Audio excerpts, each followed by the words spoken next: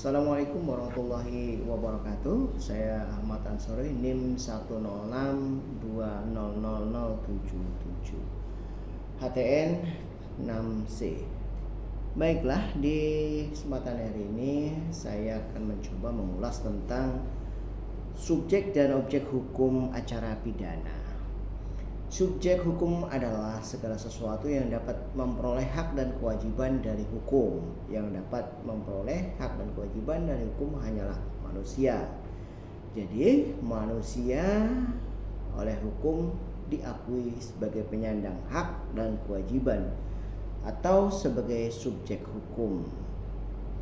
Nah, untuk saat ini subjek hukum ada dua macam ya. Yang pertama orang atau manusia, dan yang kedua adalah badan hukum. Selanjutnya pada kesempatan ini juga ada materi pembahasan yaitu asas-asas hukum acara pidana. Ada beberapa asas dalam hukum acara pidana yang dikenalnya di sana. Yang pertama adalah asas legalitas atau legality principle, yaitu asas yang mendasari beroperasinya sistem peradilan pidana dan sebagai jaminan bahwa sistem peradilan pidana tidak akan bekerja tanpa landasan hukum tertulis. Asas ini berpangkal tolak pada kepentingan masyarakat yang dapat ditafsirkan sebagai kepentingan tata tertib hukum. Itu asas yang pertama dalam sistem peradilan pidana ya, hukum acara pidana.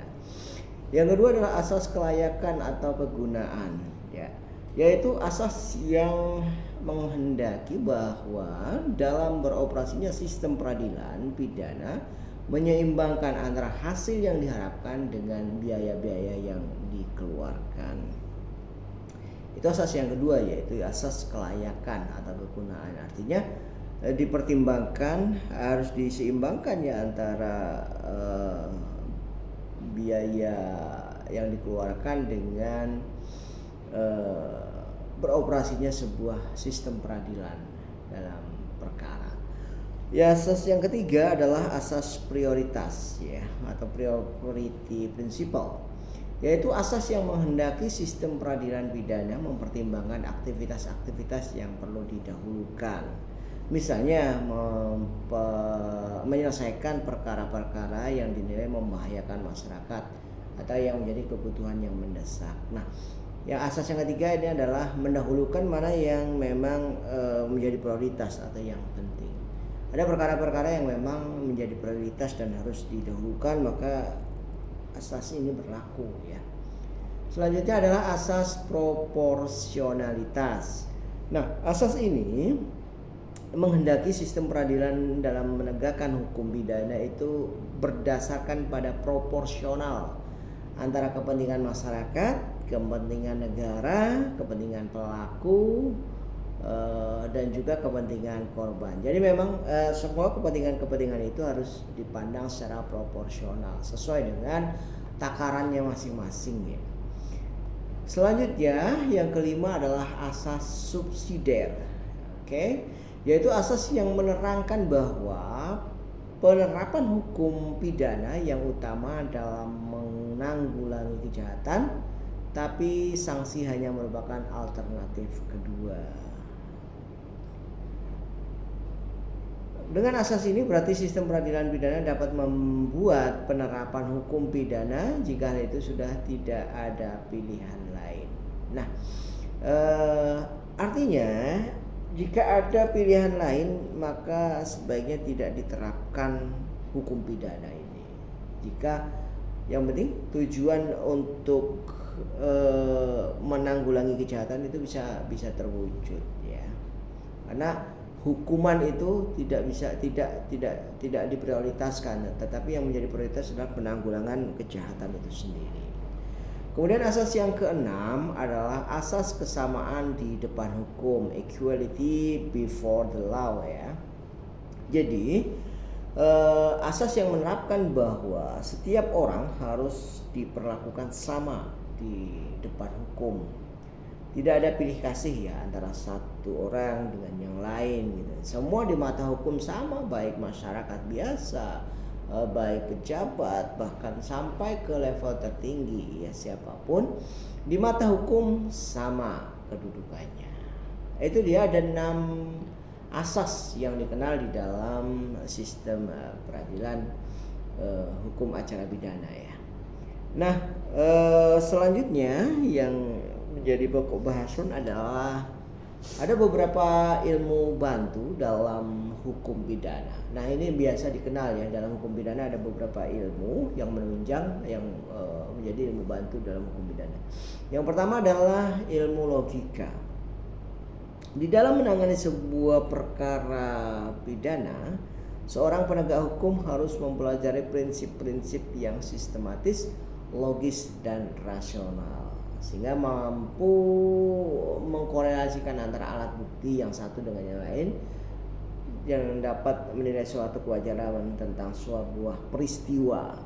Nah, inilah maksudnya ilmu logika. Jadi bisa mengkorelasikan antara satu bukti dengan bukti yang lain sehingga membentuk sebuah peristiwa hukum ya. Nah, kemudian yang kedua adalah ilmu psikologis. Ilmu yang mempelajari jiwa seseorang atau jiwa yang sehat, sehingga dengan memahami jiwa seseorang tersebut diharapkan mampu mengungkap keterangan yang selengkap-lengkapnya dari pelaku. Ini perlu ya untuk seorang penyidik atau seorang penyelidik memahami ilmu psikologis, karena ilmu psikologis ini menjadi salah satu ilmu bantu dalam hukum pidana. Bagaimana bisa menggali informasi dari pelaku, dari korban, dari saksi. Bagaimana ini adalah ilmu psikologis ya, memahami perasaan jiwa para pelaku, korban maupun para saksi ya, untuk memperjelas bagaimana perkara itu terjadi. Selanjutnya adalah ilmu psikiatri. Saat-saat ini dewasa ini ilmu yang paling digunakan, paling sering ya digunakan, dan kecenderungan pelaku tindak pidana ini adalah kalau sudah kepepet gitu kan, sudah ketangkep, banyak cenderung pura-pura gila atau sakit jiwa untuk bisa terbebas dari hukuman ya. Biasanya seperti itu. Nah, ilmu psikiatri dibutuhkan untuk memastikan bahwa pelaku ini benar-benar sakit jiwa, gila, atau hanya berpura-pura. Oke. Yang selanjutnya adalah ilmu kriminologi. Ilmu kriminologi ini ilmu yang mempelajari tentang sebab-sebab seseorang melakukan kejahatan. Oke. Jadi mencari akar masalah dari sebuah kejahatan. Disitulah peranan ilmu kriminologi. Ilmu yang mempelajari kenapa seseorang melakukan kejahatan, apa latar belakangnya. Nah, inilah ilmu kriminologi. Jadi itulah ilmu-ilmu yang membackup, yang membantu dalam sebuah atau dalam perkara hukum pidana, yang memang juga ilmu-ilmu ini harus dikuasai oleh para penegak hukum tentu saja yang menangani perkara pidana. Selanjutnya ada sedikit yang ingin saya tambahkan, yaitu terkait dengan penyelidikan dan penyidikan. Penyelidikan adalah tindakan tahap pertama permulaan dari penyidikan. Oke. Penyelidikan bukan tindakan yang berdiri sendiri terpisah dari fungsi penyidikan. Penyelidikan merupakan bagian yang tak terpisah dari fungsi penyidikan. Jadi dalam sebuah perkara itu ada dua hal, yaitu penyelidikan dan penyidikan. Penyelidikan itu adalah tahap awal, menyelidiki, mencari unsur-unsurnya, bukti-buktinya, kemudian mengumpulkan barang bukti dan keterangan. Itu ada di penyelidikan. Biasa orang mengenalnya dengan full bucket, mengumpulkan bukti dan keterangan.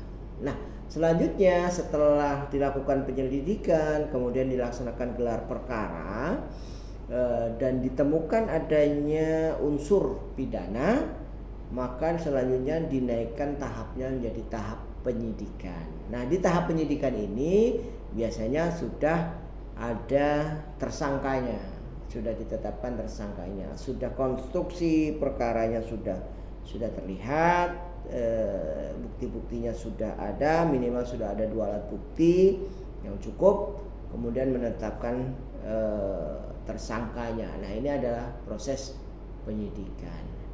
Jadi sementara itu yang dapat saya sampaikan. Terima kasih. Assalamualaikum warahmatullahi wabarakatuh.